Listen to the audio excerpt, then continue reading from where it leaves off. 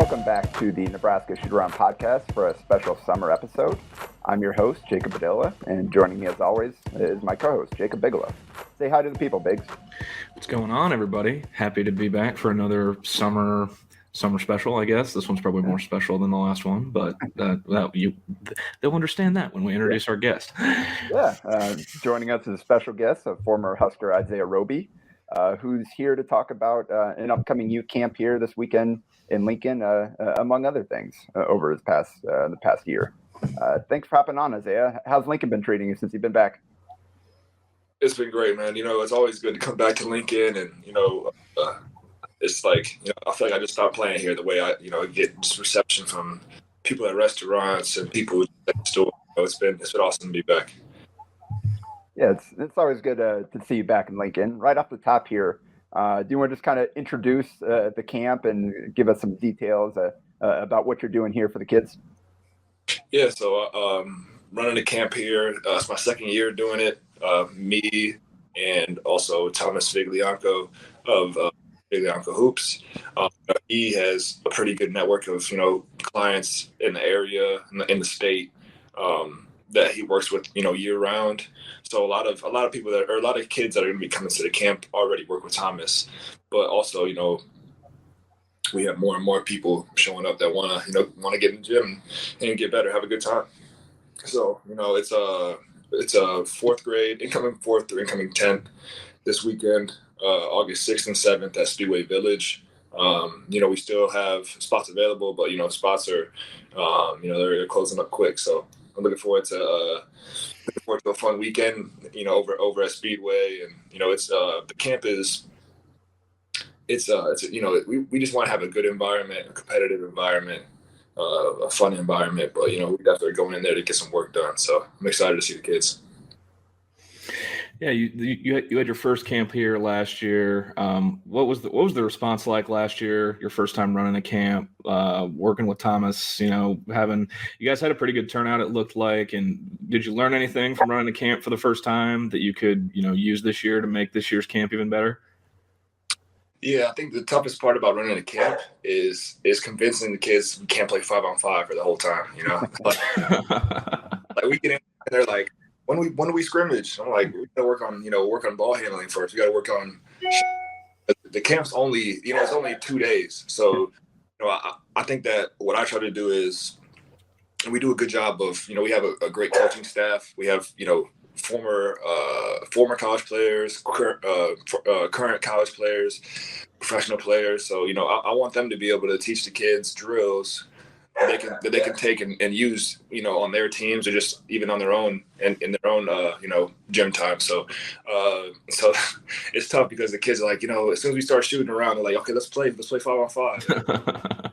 So that's all we're gonna get to that. But first off, we gotta work on the skills. Yeah, and you mentioned you got some people helping you. Who are some of the camp counselors that are going to be at the kind of helping you out this weekend? Yeah, last summer we had a few girls. We had I'm blanking on their names right now, but we had I want to say her name was Paige. We had a girl named Paige come through. We had a girl from Creighton, current player at Creighton. I forget Morgan? what. I'm sorry. Was it Morgan? Morgan, yeah. I don't want to. Yes, sorry. Yeah, I don't want to. She was great. They were both great. I mean, we had a segment where we had them, do a 3-point shootout, and the kids loved that. So, but then we had, I had Glenn Watson come back and help. Josh Landers, who's a good friend of mine, and he was a manager with Nebraska the last 4 years. He came by and helped last year, and then outside of that, we have we just have an abundance of really good coaches, and Thomas has worked with most of these players, and they've agreed to come help us out. So we're definitely appreciative of that. Yeah, Cale Jacobson helped out at the camp last year too, right? Who's that? Cale Jacobson. Yeah, yes, he did. Yeah. So was he committed then, but is a Husker now? So another Thomas Viglianco guy there. And we had a bunch of Husker guys come through too. Yeah. That was definitely awesome. Yeah, and Thomas, one of the best skills trained in the air, just great all around guy. I've been friends with him for years. Just kind of, can you give us some background on how the two of you became close and what he's meant to your journey to this point? Yeah, it was actually a mutual friend and Jordy Shamanga. Shout out to La Foudre. It was, I forget what year it was. It must have been my sophomore year of at Nebraska, and Jordy had already been working out with him, outside of practice. And he was like, if you ever want to go get some shots up, just not at practice facility, just get some other insight on your jump shot or whatnot. Thomas would love to have you in the gym. So it started out that way, and then after that, it just kind of grew. Like we started, me, Jordy, and Thomas, and even some other guys would get in the gym, work out, grab some food together, whatever. And Thomas is just like you said. He's a great dude. One of those guys that, like, when I first met him, I was like, he's almost too nice. Like, he's like, oh, if you ever want to get shots up, just let me know. I'll be there. Like, I'll help you with your film. And so he was that type of person, and I think he's that type of person with everybody. From what I've come to understand, like he really gets enjoyment from helping people succeed. And that's the one thing that, like, just being back in Lincoln recently, because we don't, especially during the season, we talk a lot. We talk about my games and whatnot, but outside of the season, he's busy and I'm busy, so we don't need to talk as much. But the thing that we talked about most since I've been in Lincoln is just the stories of kids that he's been able to, help so far this summer. Like, I know, I don't know his last name, but Jake, my guy Jake, he just committed. It's Jake Brack, yeah. And I think before Thomas started working with him, he was, kind of struggling a little bit with confidence. Maybe wasn't having the summer he thought he was going to have. And, he worked with Thomas a little bit. Now he's committed to South Dakota. So, that was just one story that he shared with me. But I know that's where he gets his enthusiasm and his drive from. I know you guys have, since you've been back, Thomas has been helping you guys run some pickup on a couple nights since you've been back. Does it feel good to get that off season work in? Show these younger guys a thing or two while you're back. Just show them. Has that been enjoyable? And is anybody locally that you've maybe never seen played before, like, stood out, like, during these runs you've been getting in? Or yeah, for sure. Like you said, it's definitely good to get in there. This summer for me has been about working on my body, working on my game. So I haven't played too much pickup, to be honest. It's just been mostly 1-on-1 or 3-on-3, just to make sure my body's feeling good going into training camp. Like, I kind of feel like I've learned you can't go full throttle 12 months of the year. It's not good for the body. It's not good for your mental. So, it's been good to get back at it though this past week with the guys here in Lincoln. And there's a lot of talent here in the state. We've had guys come down. We had guys drive northern Colorado, hour and a half. I think, I'm not sure where. I don't think they're not at North Carolina right now, but they play there. They're driving in from an hour and a half from wherever they live in Nebraska to come play. And, we got guys from UNO coming over, and, guys from Nebraska actually coming to play too. So it was cool to see those guys, because, to be honest, I wasn't really sure. I'm not really sure of all the guys on the roster for Nebraska. Derek Walker, and I know CJ, and I know Sam Griesel, but outside of that, I'm pretty unaware of who we got on the squad. So it was cool to have a few of those guys come through and see their games. But I think in general, this is just something that I've always kind of wanted to have in Lincoln. And I went up to Omaha the other day, played pickup with some guys, and Trayshawn Thurman, who I've played against professionally a few times now. We were able to connect, and I invited him to come to Lincoln yesterday. So that's definitely one of the cooler parts about basketball, just being able to connect and network with guys that you might have played against, and now we're working out the gym together in the summertime. So it's been pretty cool. Yeah, Trayshawn, Omaha Central guy, just like Bigelow over here. It's one of his guys. I had the realization, when he was playing on that TBT team, that I've been watching Trayshawn play for 10 years, and that made me feel kind of old, to be honest. Yeah. I'm like, I've been watching this man hoop since he was a freshman in high school. Well, since I was a freshman and he was a junior, but I'm like, time flies. Good gracious. Yeah, I kind of had that realization too with like Josiah Doser coming to Creighton. because like I first started watching him when he was like fourth grade, and I was going to the games when his brother was at Creighton and had season tickets, and now he's committed to Creighton, going to go there next year. It's kind of crazy. We've been in this a long time. Yeah, man. But Isaiah, you mentioned Sam Greasel. He's another V Hoops guy, a longtime V Hoops guy. Have you talked to him at all about kind of Nebraska and this opportunity that he has here in Lincoln for his super senior year? Yeah, for sure. He, from our conversation, it seemed like he grew up as a really big Huskers fan. Kind of one of those guys who grew up here in the state and, dreamed of playing hoops for the Huskers. So that's definitely special. I think that when he played, I think that's going to come through. I think that's what the program needs. It needs guys who take. I think that's what Sam's going to really bring to the team. Oh, absolutely agree. So let's talk about your career a little bit now, which, it's seen a couple twists and turns since either of us have talked to you last. First, you were in and out of the rotation last year, starting some games. Sometimes you didn't get off the bench, yet you managed to take a step forward, multiple areas of your game. How would you sum up your this past year in OKC? You covered a lot of it. It was tough because obviously we weren't winning too much, and we had such a young team with such talented guys that we all needed time to develop. So I spent some time, one night starting on the Thunder.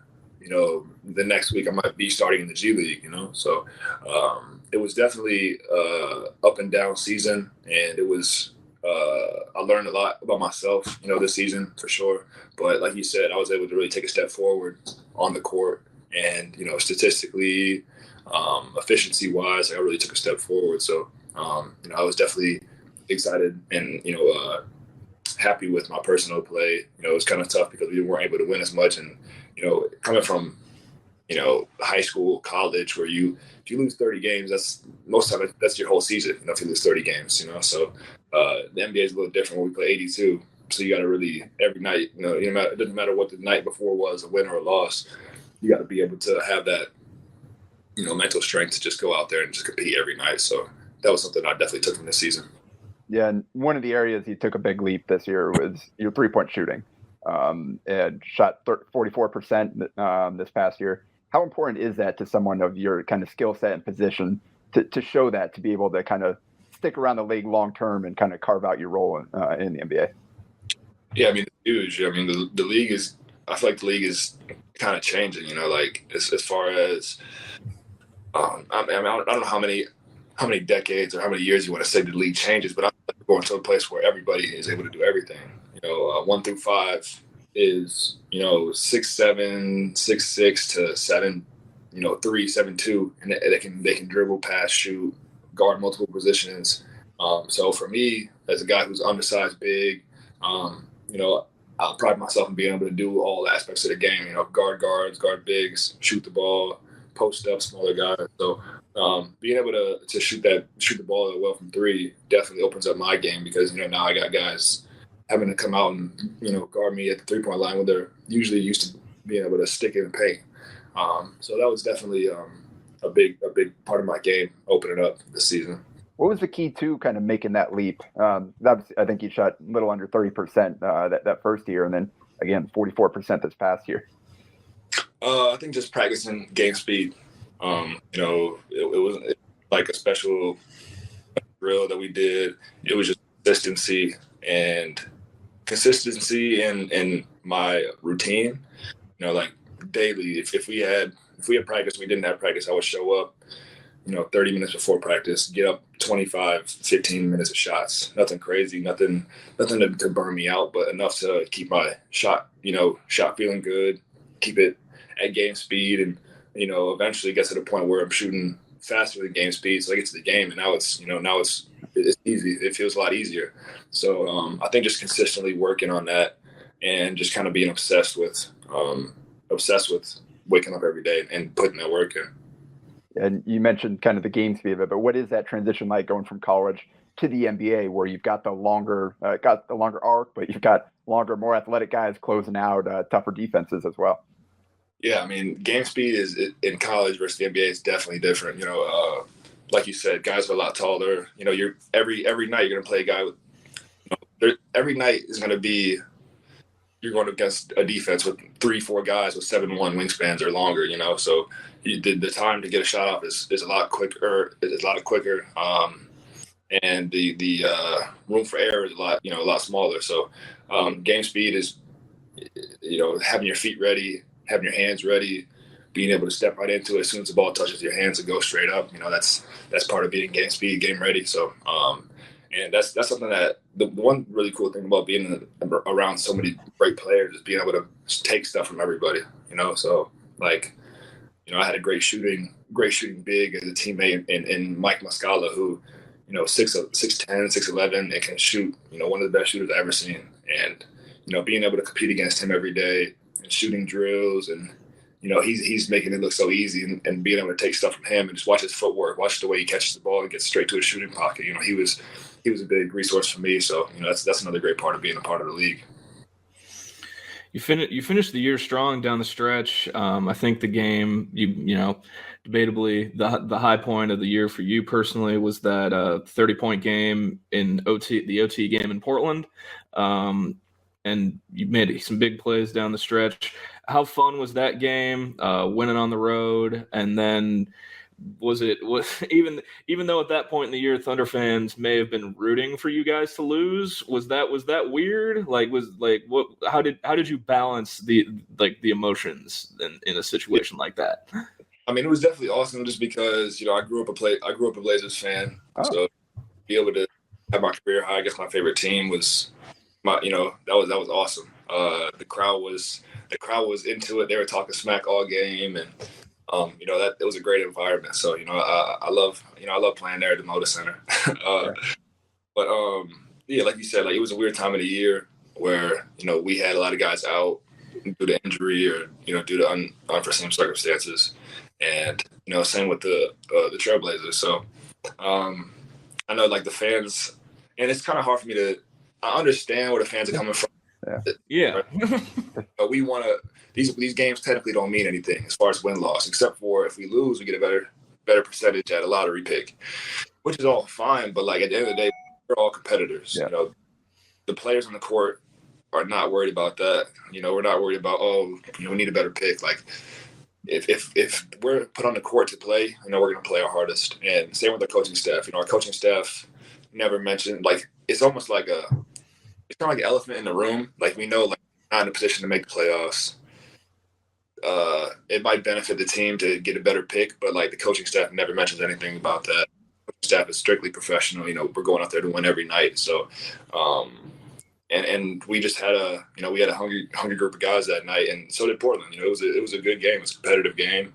They were kind of in the same spot of they're not going to the playoffs, so they might as well lose. But the guys they had out there were competitive too. So it was a lot of fun to end the year like that. Yeah, I was watching that game, and it was funny seeing the reaction.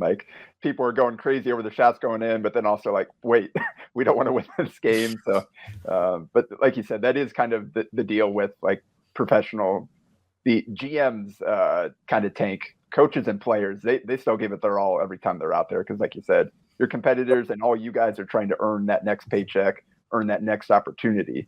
So it's got to be a weird kind of situation to be in. But I understand. I can't be mad at the fans. I just don't like when fans get to the point where between me and Teo Maladon, where Teo would have 28 one game and we would win, then I had 30 the next game we would win and whatever. And he was when he had 28, we won. His DMs were just terrible. People were wishing, oh, I hope, just stuff that I don't even want to say on camera is saying crazy things to him. And it's he just played a great game in NBA, which is a dream for him. And we got fans from our team coming at us, sideways. That was kind of a running joke between us in the locker room, but because we definitely see it. It's kind of hard not to see it. Yeah. But I was just glad the way we all finished the season, and then we had a bunch of guys. The last 2-3 that guy's playing 48 minutes a game. You know, we're not coming out of the game, and they were excited to have the opportunity. Yeah, I know these couple Husker fans that are also OKC fans. Out of those guys coming back there, is there anybody in particular you think is kind of looking forward to a big breakout type of year this next year for the Thunder? I mean, it's tough. I mean, young talent that they added. That's kind of why I was I'm no. And it's crazy because I'm 24. I'm young talent too still. Yeah. Talking with Sam Presti after I was waived, he kind of said this is not indicative of you not being a talented NBA player. It's just it was a first crunch, and we have a lot of young guys that need time to play. So it kind of was just I understood it, but it's tough to say who's going to be that guy next year that really takes a step forward. Obviously, they have Giddey and SGA and Chet now, so that's their three main guys. I'm a big believer in SGA being one of the best players in the league. So I think he's going to continue to get better. Giddey, he's a great point guard to play with. He's one of those guys. He kind of reminds me of Luka a little bit, where he's going to rebound hard. He's going to push the ball hard. He's going to find you even if you're not open. If you don't open, he still is going to find a way to get the ball in your hands. So definitely excited to see him keep growing. I mean, he's only 19 now, I think, or 20. Yeah, and that's you guys get blacked out a lot here locally in Omaha, so I didn't get to see a ton of you guys last season. But watching Giddey in summer league, man, that dude is so much fun to watch. I love great passers. Like Steve Nash is the reason I fell in love with basketball. And so seeing dudes that just understand the game at that high level, that can make any pass, hit anybody on the floor, that's the type of basketball that I love watching the most. And you kind of talked about it's hard to play against. Yeah. Yeah.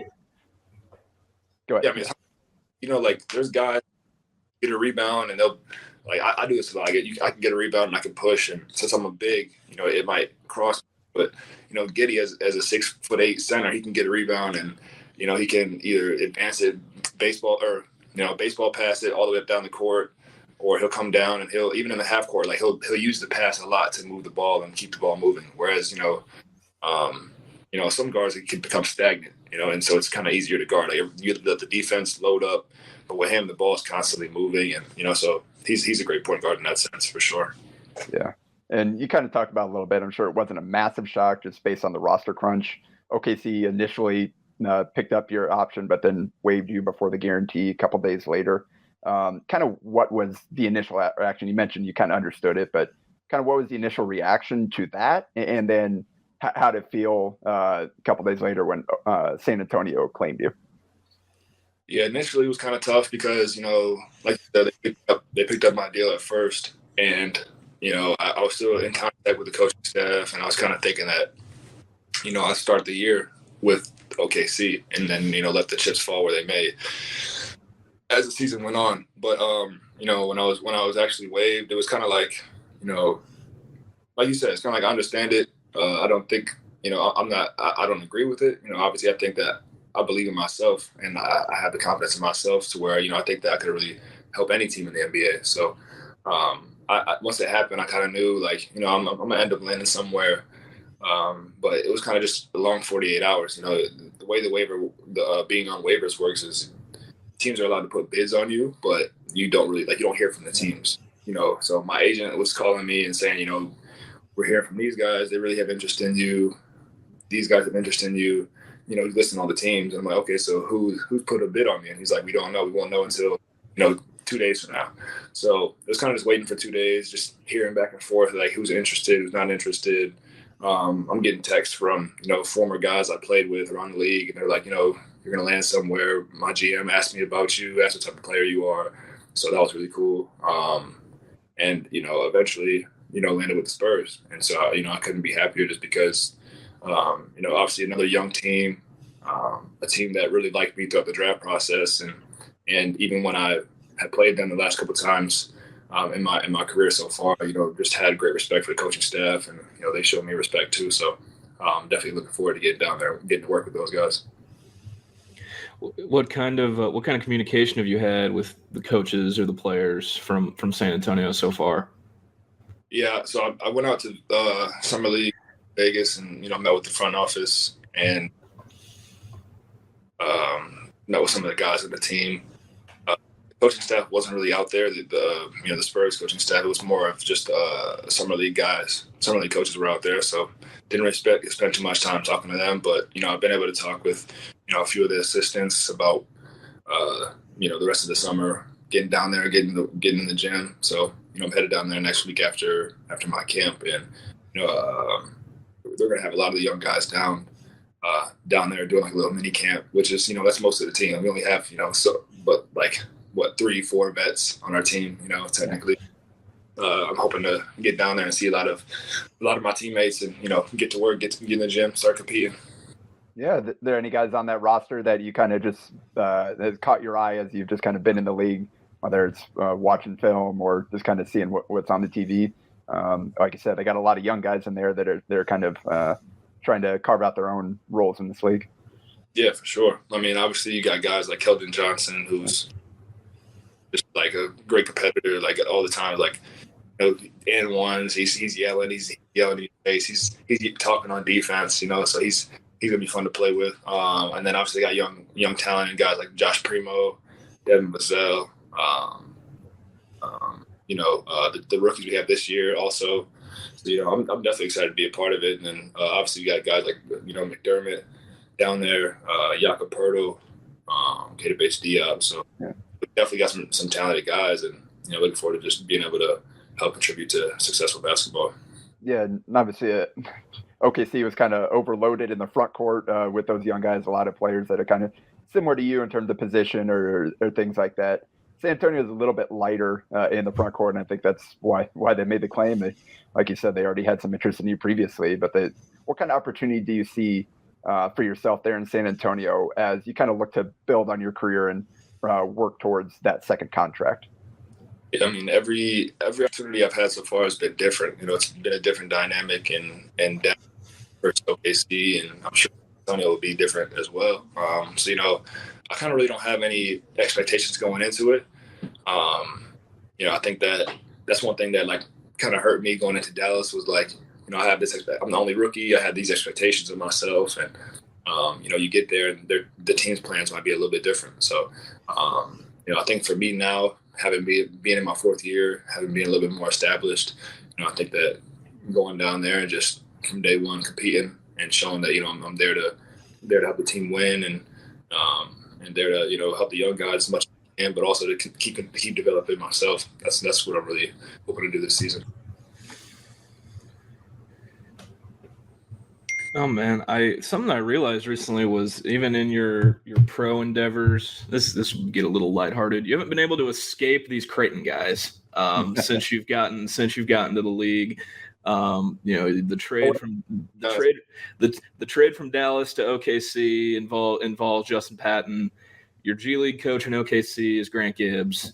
And now you head to San Antonio, where the oldest guy on the team and the only guy over the age of 30 is Doug McDermott. Are you trying, like, you haven't been able to escape these Creighton guys even at the next level? Is there some some back and forth banter? But was there any back and forth between you and Gibbs in OKC, or that you still hear from these Creighton guys often? For sure. Absolutely. I mean, and me and Coach G, like, we had a lot of good talks about it. I think we might have put a friendly wager on the Nebraska. And I can't remember what it was. It might have been. I think I probably did push-ups because I wasn't too confident. Creighton had a decent year last year. I might have ghosted him. I might owe Coach G some push-ups, to be honest.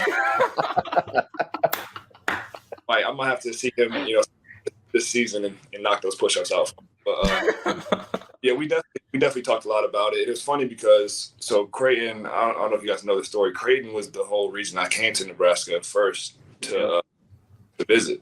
I had planned to visit the Creighton. Coach DeFreeze was DeFreeze, right? Yep. He was my head assistant leading my recruiting, and we had set up a visit, and Coach Molinari called, the next day or later the same day and was like, we want to come bring you out for a visit. Lincoln, come out to Lincoln. I'm like, well, I'm going to be in Omaha Friday.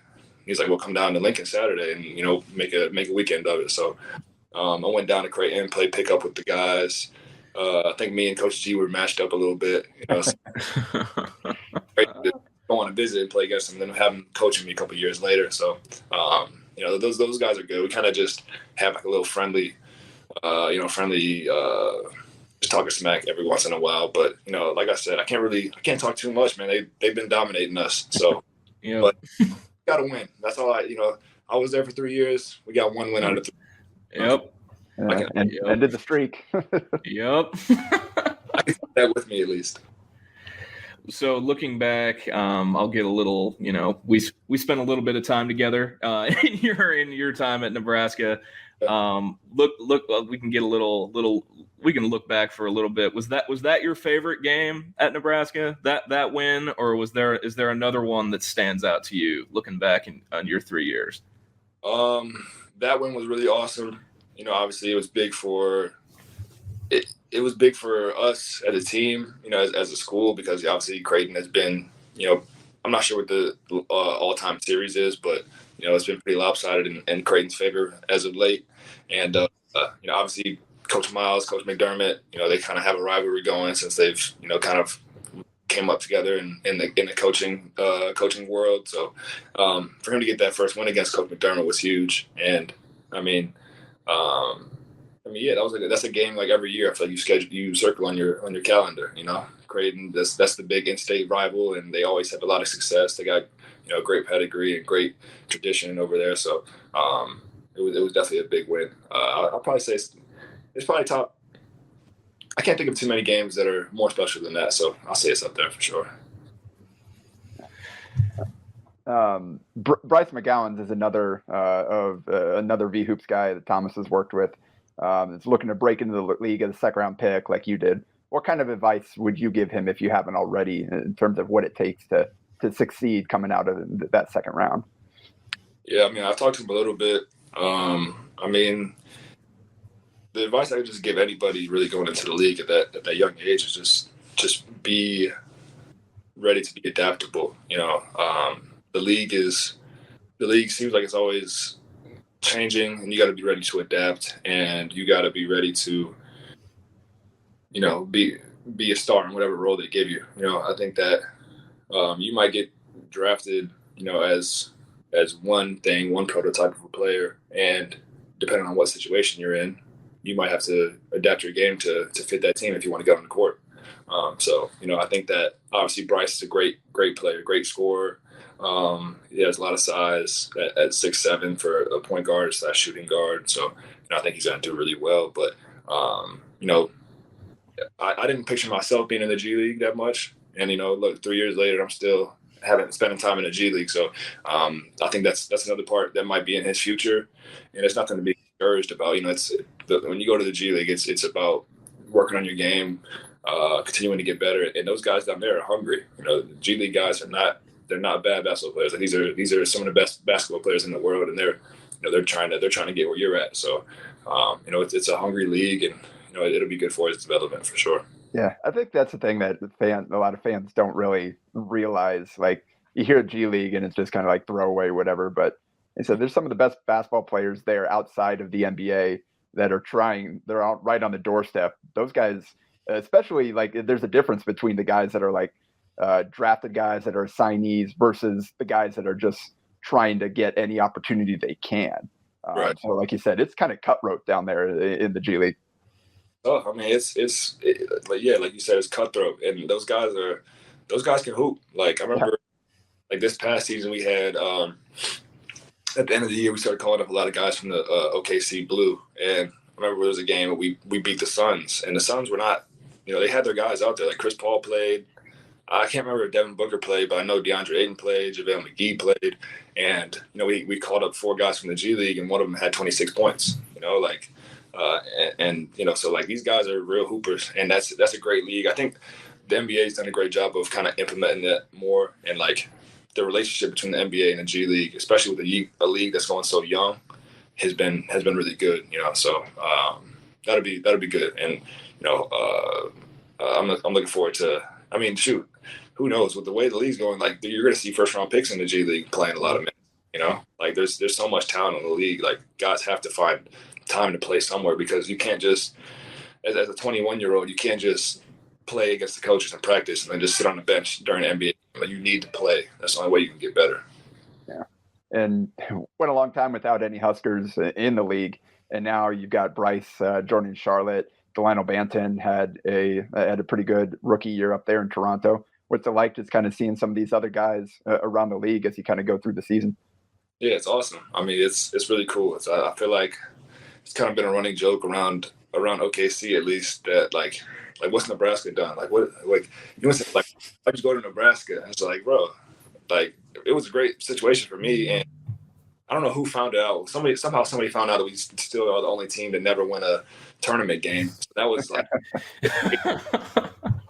who's doing the statistic on Nebraska like in their spare time. So I forget who brought that up, but I could never escape that one. But from like you said, like being able to have 3 guys drafted in 4 years, that's pretty good. I mean, that's obviously the success on the court as far as like, tournament games, whatnot. It's not there yet, but I think that we'll definitely get there. And I think that, having 3 guys get drafted is a great start.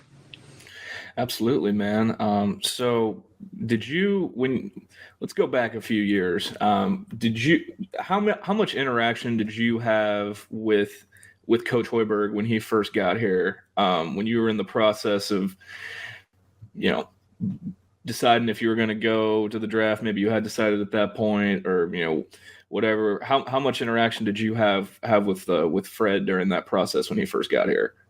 So Fred was, like you said, he had gotten hired right after I declared for the draft. Oh yeah, yep.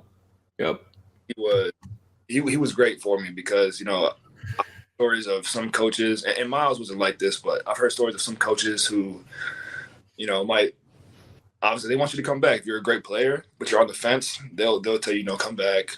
We're gonna have a lot of success next year. You can increase your draft stock, all this. And I felt like Hoiberg and Miles both, because Miles was on his way out. They both kind of had more of a unbiased opinion for me. Like I think it was really like a true. All the advice he gave me, I think, was from a place of this is my first year. I don't necessarily know what kind of talent level we're going to have, how competitive we're going to be. So you have to do what's best for you because you only have one opportunity to do this. So I went through like my first 4 or 5 workouts, and he would call me and just ask how I was doing, or he would call the coaching staff from that team and ask how I looked. And after about 4 or 5 workouts, I think he understood. He's like, he just stopped kind of calling as much because he was like, do well, and I was probably going to stay in. So, but he was really great. And every time I come back to Lincoln, he says, if you want gym time, just let me know. Weight room access, whatever. You're more than welcome. So he's been good. That's good to hear, man. No, we like to hear that. You have any plans of coming back for any football games in the fall or anything like that? I know you were at the Oklahoma game in Norman last year. You have any plans of coming back in the fall for anything, or is that going to depend on how the preseason schedule and all that comes out? Probably. Definitely depending on what things look like down in San Antonio. I'm not sure how they really handle things when it gets that close to the season. But I definitely wanted to come back for the OU game. Like you said, I was at the OU Nebraska game last year in Norman. Great environment. The owner of the Thunder, his family actually owns OU stadium as well. Oh. So we were able to get we were sitting in his box over the 50-yard line, and it was awesome. That environment. I had a bunch of my friends wearing Nebraska gear. They're up there. I was like, they didn't really know much about Nebraska. I'm like, just start yelling out, "Go Big Red!" So we were up there in the owner's suite yelling, "Go Big Red!" It was pretty cool. But next year, or I guess next month now, I would definitely want to come back for that OU Nebraska game. That would be really cool. Yeah. Oh, we won't take up any more of your time. Just, I know you're busy trying to figure out your housing situation. You got the camp coming up this weekend. But kind of have any parting thoughts on just the Lincoln community and what it means to you and why you keep coming back and and the future of the Isaiah Roby camp moving forward? Yeah, I mean, obviously it's always good to come back. I built I built like a lot of friendships here.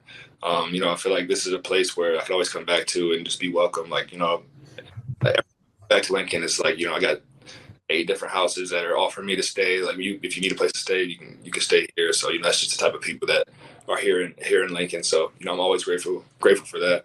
As far as the camp, it's growing.